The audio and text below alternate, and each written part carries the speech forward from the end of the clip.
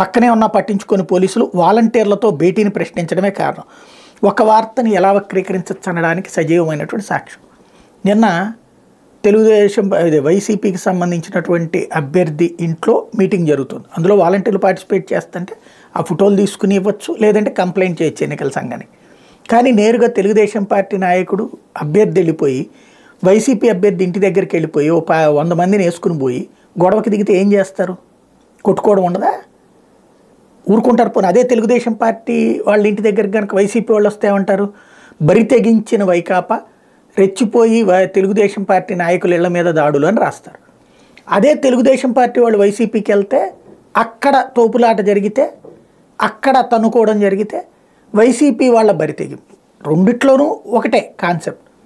అంటే మనం వార్తల్ని ఇక్కడేంటి కావాలని రచ్చ చేయడం. పత్తిపాడులో తెలుగుదేశం పార్టీ, అక్కడ పత్తిపాడు కంటిన్యూగా వైసీపీ గెలుచుకొస్తుంది. ఈ దఫా ఎట్టి పరిస్థితుల్లో తెలుగుదేశం గెలవాలంటే ఒక భావోద్వేగం సృష్టించాలి.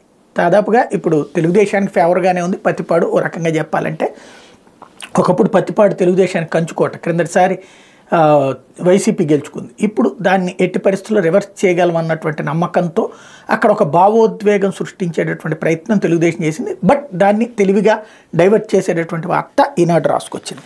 లేకపోతే వైకాపా నాయకుడి చేతి